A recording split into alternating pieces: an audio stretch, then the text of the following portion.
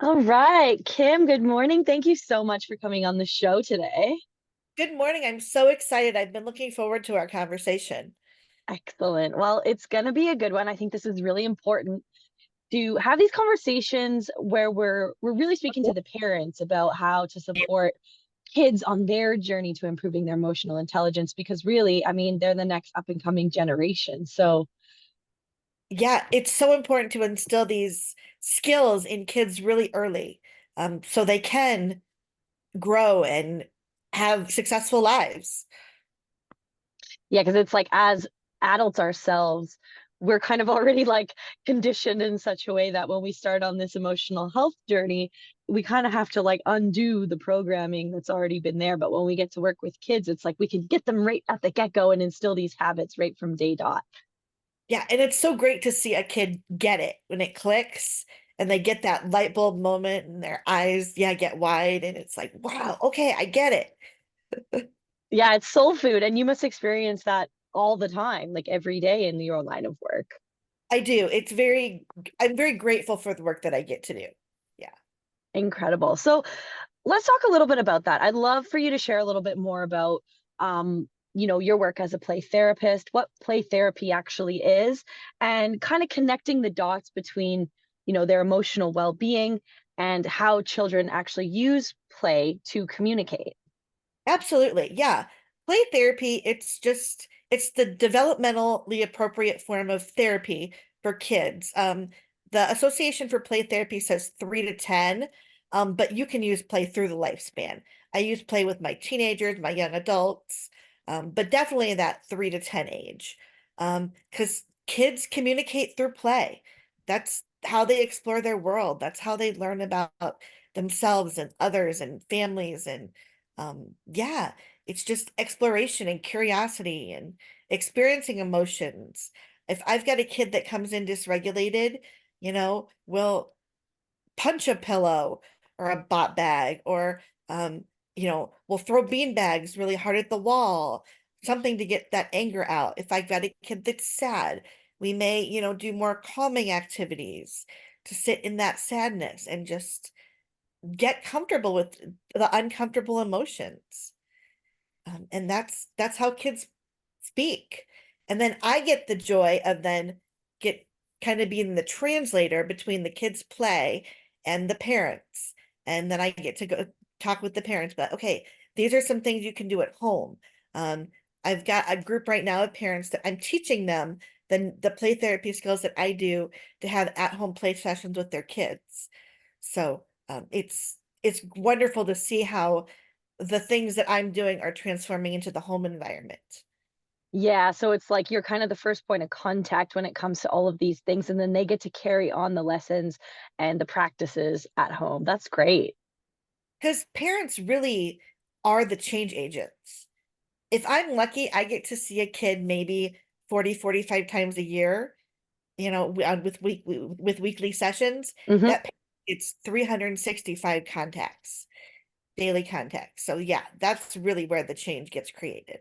Yeah, excellent. Something you said just before too about, when they're coming in dysregulated and you have these different techniques and kind of play activities that are going to help them. And you said throwing beanbags at the wall. I actually worked as a teacher's aide a little while back, and that was something they called hard play with some of the kids that were a little bit more rambunctious than the rest and weren't, as keen to just sit still and do the tasks. They were a little bit more distracted. So they would engage in hard play, which was kind of anything that was basically physical, like playing with Play-Doh, hanging from the monkey bars, anything that was really like using and moving their body and their muscles. So that's cool to hear you say that as well. It's like these concepts and practices are becoming so much more like normal, I guess you could say. Absolutely. And the more we can bring the body into it, because our emotions are held in our body and they are expressed even through play through our bodies. So it's kind of how we work through those emotions physically. So anytime I can make those connections for kids so they can connect the sensations they're feeling in their body, name it to a named emotion, Mhm. is it makes it that much more powerful. Right, because they don't have that understanding and awareness around and like connecting those dots. So you're kind of being that dot connector, so to speak, so that they can start to associate the action that they're taking with, oh, this is actually a feeling I'm experiencing, and then having a little bit more understanding about what that is. Absolutely. And then once they start to get the patterns, then they can start naming it for themselves. Right. That's great. So all behavior is purpose driven. This is something that we talked about in our prior conversation. I'd love for you to share just some like common behavioral challenges that kids are going to experience and parents are going to witness, what those kind of look like and how you help kids cope with those. Absolutely. I'm practice from a very Adlerian standpoint, Alfred Adler, and him and his student Rudolf Dreikers developed four goals of misbehavior that are unconscious. So kids are doing these out of their conscious awareness, but there Okay. is a their behavior. The first one being attention. Kids want attention. Um, they're gonna be the class clown. They're gonna, act up to get attention. They're gonna achieve to get attention. So it can even be in positive ways. Um, they're gonna interrupt you on the phone call. They're the ones that are gonna be like, "Mommy, mommy, look at my picture. Daddy, daddy, come throw the ball with me." Wanting that attention. As the kids continually ask for this attention, the parents are gonna start feeling a little bit annoyed. They're gonna get a little fed up. They're like, go play by yourself. It's okay. That kind of feeling.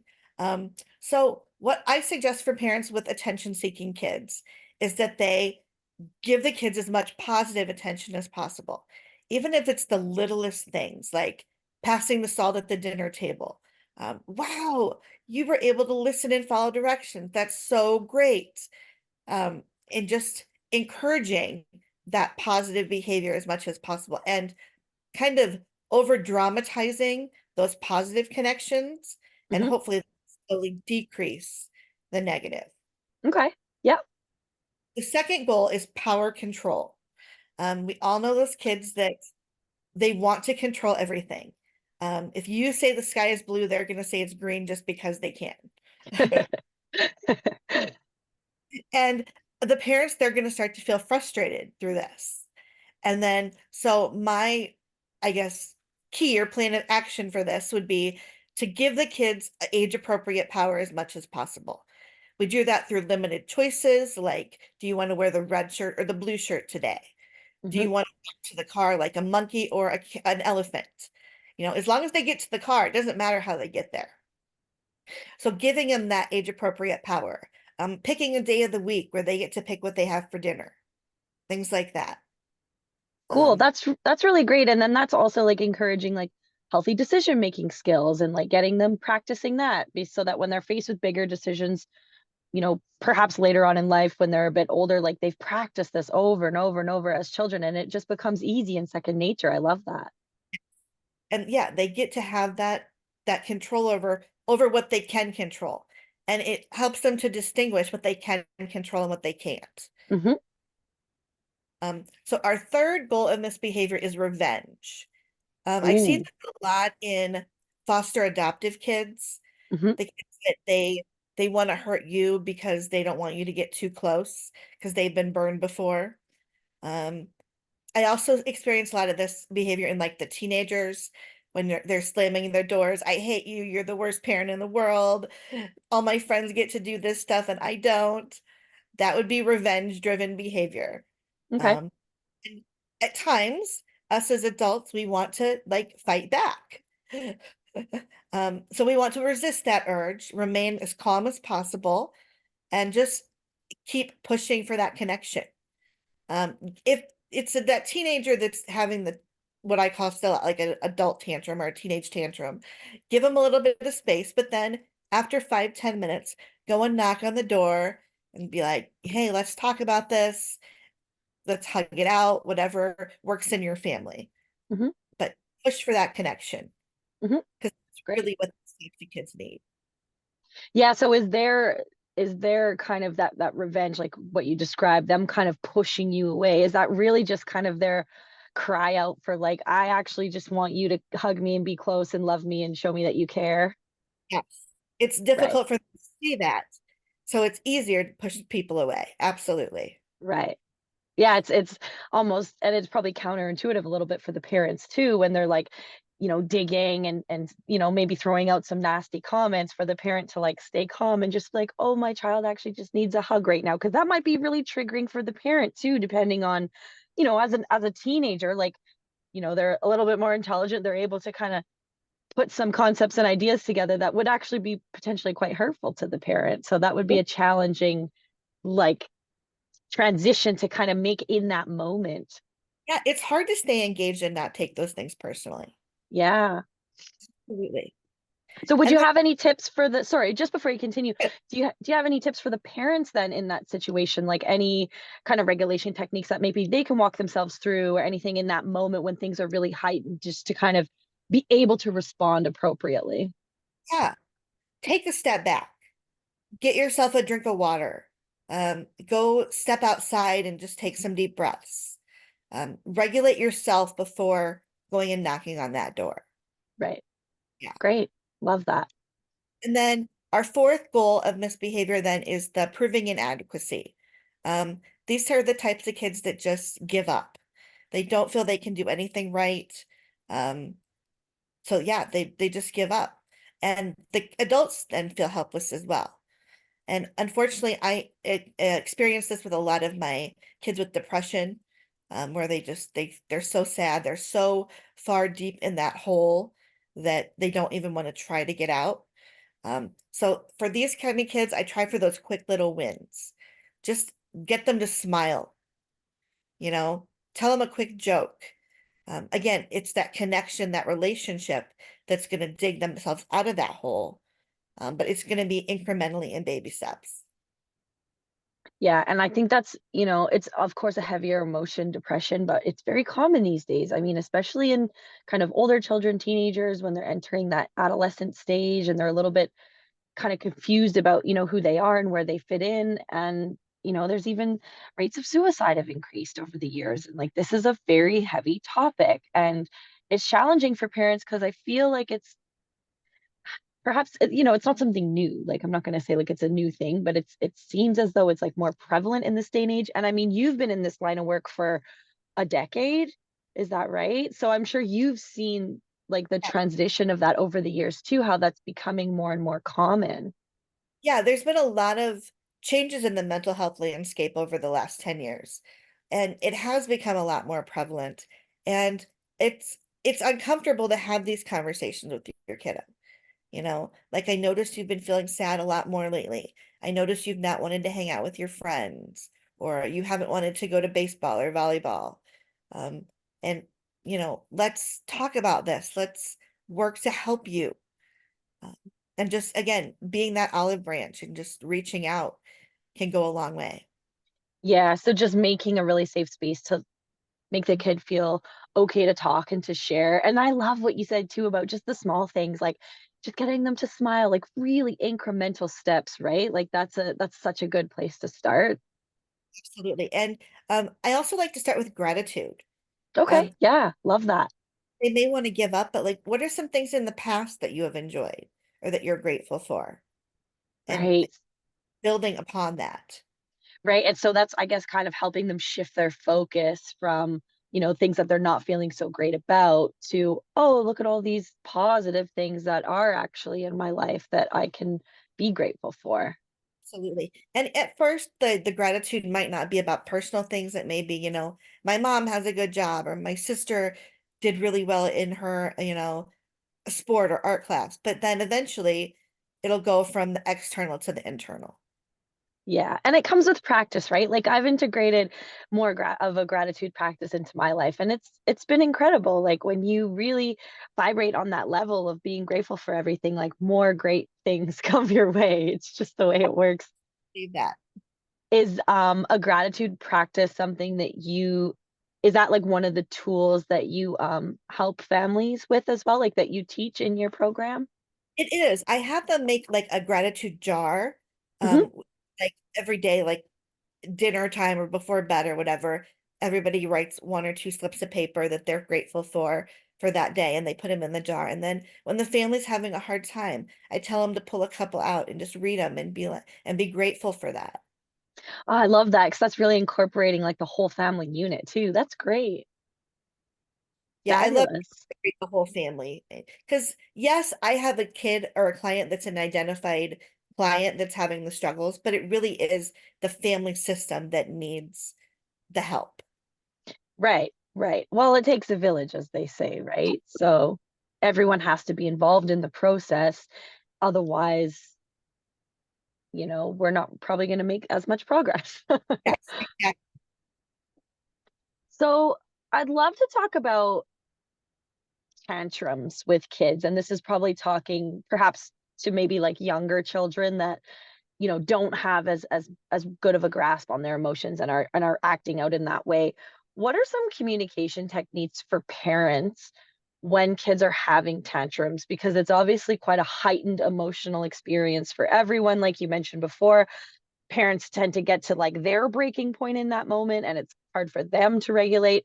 But just in terms of like how to actually speak to children in those moments and when they're having that experience, what would be some advice you have in that realm? Absolutely. The first step again is going to be for you to stay regulated and calm as possible, as much as possible. Because the minute that you start ramping up, then the kid's going to ramp up and it's just going to continue to escalate from there. Yeah. I've all been in those situations. We've all lost our cool. It happens, and there are no perfect parents out there. But the more regulated and calm we can be, the better the situation's going to turn out. Um, but with the kiddos, the first step again is to validate that feeling. Okay. You're sad you can't have the toy. You're mad that dad said no, you can't go outside to play. Whatever that may be. And again, help them connect the sensations they're feeling to the emotion. Dan Siegel has a famous quote, name it to tame it. And that's kind of where that comes from. Love Um, that. yeah. Then again, put it back on yourself. Mom's really having a stressful moment right now. I'm going to take some deep breaths. So then, as the parent, you start taking some deep breaths. Or I'm going to go get a drink of water. So go get a drink of water and come back. Um, so work on, again, while you're regulating yourself, um, hopefully the kid then will eventually catch on that that's what we're doing. We have mirror neurons in our brain, and I won't get too scientific, but we as humans, we go with what's around us. So if what's around us is a calm, regulated environment, we're going to regulate faster.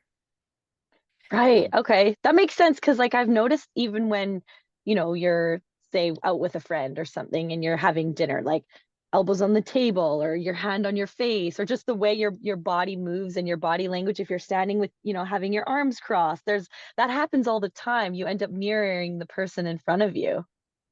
Absolutely. And that's all the science in your brain. Right. Okay. So I love that. So it's really about the parent kind of regulating themselves, but then also kind of being that example. So essentially, as they're doing it, almost explaining and talking through the process that they're actually doing themselves to teach the kid. And because kids do, right? Like they basically follow along, they follow your lead. So that makes a lot of sense. Just kind of, yeah, doing it yourself, but then like talking through what you're actually doing so the kid can understand. Exactly. And I think the more that parents can narrate our internal processes for kids, the Hmm. more we catch on.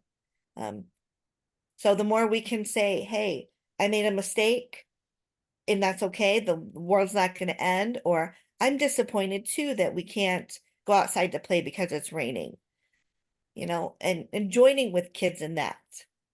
Yeah. And that makes sense too. So, like, really coming down to their level and expressing what they're feeling from their own awareness. So, like, as the parent saying, this is how you're feeling, this is what's happening, this is what you're experiencing, and really letting them know, like, hey, I see you, I hear you, I feel you, kind of thing. Exactly. Because it's not the feeling that's the problem. All the feelings are okay to have. It's the actions that come after the feelings is where the difficulty comes in. Right. Yeah. The reacting, I guess, and the overreacting is as kids tend to do. Exactly. And it Yeah. works with tantrums in little kids, it works with meltdowns in older kids, and even like I said, those big explosive moments of teenagers. Yeah. And I love what you said. Like, it's just still sitting in my brain earlier about, giving kids choice. I actually experienced this a little bit with my nephew, my baby nephew. He's about 4 years old. And there was a little stint there where he was getting really upset and kind of freaking out over things that seemingly didn't really make too much sense. Like, okay, it's time to go now. We're at the park. Okay, it's time to go. And like normally that would be fine. And then occasionally it would be like this huge flip out. And my niece, so he's my great nephew. So my niece and I were talking about kind of that same concept about, in that moment, you're telling him what's happening and he doesn't get a say in the matter. So really giving them opportunities to have choice in things that like don't matter as much. Like, oh, do you want peanut butter or jam on your toast today? Like just little things like that. I love that concept. And make it fun. Yeah. Yeah. Well, because they're kids, right? So you have to make it fun. If you go with the play, then yeah, you're speaking their language. Yeah. So in your 10-week program where you work with kids and parents, you explained already some of the behavioral, those four different behavioral concepts that you talked about earlier. What kind of key concepts are involved in your 10-week program for parents? Is it laid out in kind of like a chapter format? Does it really change with every different client? I mean, I'm sure there's some structure involved, but if you could just give us like an overview of that and how that kind of works. Yeah. It's definitely laid out week by week. And we do talk about individual families and different things they might encounter. Hmm. But yeah, the skills that we learn week by week are really preset. So Okay. like we talk about the value of play and how families play and um the the culture of play that the parents bring with them from their family of origin into the family and how Mm, that relates to the kids today. Eventually, we'll talk about skills like encouragement over praise. Encouragement is like looking at progress and effort versus like that final product, hmm. more the process of doing something. And that helps kids with internal motivation and wanting them to do it for themselves versus that external motivation of, oh, I really love it. So encouragement is a really big one. We talk about validating feelings, which we talked about before, and just naming the feeling for the kid. And then it's just like, again, allowing that kid to be seen. We talk about things like tracking, which is just stating what the kid is doing as they're doing it. You're moving the doll from upstairs to downstairs, or you're feeding the baby right now, and just allowing that kid that special time to be seen and heard. Um, and then another one really big one that we talk about early on in the program is restating content. So just kind of paraphrasing what the kid's saying. So what I hear you saying is that you really like the color yellow because it's bright and shiny and you feel happy when you see yellow. So again, allowing that kid to be seen and heard. Yeah. So just a lot of reiteration, I guess. Absolutely. And then in these play sessions that they're doing at home, the kid really gets to be in charge. They're kid led. The kid gets to pick the activity, and the parent goes along with it. And we do the tracking, the restating, the reflecting, the encouragement, and just allowing that child to be in control for 20 to 30 minutes a week. Good. I love that. And it's really then that's helping them kind of develop their own leadership skills as well. And a lot of skills are learned through play. We learn social skills. We learn how to, problem solve through play. We learn how to, so many things. Yeah. Oh, I love this. This is so good. Okay, so I want to move on to kind of just talking about some of the bigger emotions, um, and how we can kind of, I don't want to say nip it in the bud, but I guess just prepare ahead of time and help kids understand and kind of manage those big emotions when they come up, by the things that we do on a regular ongoing basis, right? So like how can parents prepare kids for those big emotions before they happen? Yeah, it's really important to practice the coping skills when the kid is calm. Because when they're in the moment, they're in that fight or flight brain response, and they're not work thinking cognitively with their brain, the cortex of their brain. So it's kind of like you say like muscle muscle movement, muscle memory in Mhm. sport. You want that coping skills to be like cognitive memory, where it's just automatic. When I start feeling angry and I notice my fists getting tight, I'm going to take some deep breaths. It's just automatic. So that's number one. Don't practice when they're upset, practice when they're calm. Great. And then what I like to do is we start with just identifying emotions. Um, Go online and print out an emotion chart and put it on your fridge. And two, three, even in the summer, 4 or 5 times a day. Go to the chart and ask the kid, how are you feeling right now? Which face are you feeling right now? And just get them to recognize the different emotions they're feeling. Um, Again, name it to tame it. It all comes back to having the words for the emotions. Yeah. Great. That's so good. It really overall, I think it's really just helping them develop their own awareness around their emotions. That's one of the big things we're talking about here today. Like if we could, package it all up in a pretty bow, it's really helping them understand like what it is that they're feeling, how to express that appropriately, and kind of and doing that, by leading by example. Um, so where can people get in touch with you if they'd like to find out a little bit more about your program? I know you also have an offer as well, Tantrums to Talking, which is a really great resource for people. Where can people find you and how can they connect? Absolutely. You can check out our website, butterflybeginnings.com, and the Tantrums to Talking webinar is there. Um, Shoot me an email. You can follow us on Facebook, Instagram, YouTube. It's all there on the website. Awesome. This has been so value packed. I feel like there's been so many great takeaways from this episode that parents are going to be able to implement right away. Before we wrap up, is there any other final thoughts or anything that you'd like to share? I just want parents to enjoy their time with their kids. It goes by so fast. And if we get caught up in the little things, then we miss the big enjoyable moments. So just, yeah, have fun with your kids. Give them a hug, tell them you love them, and enjoy being with them.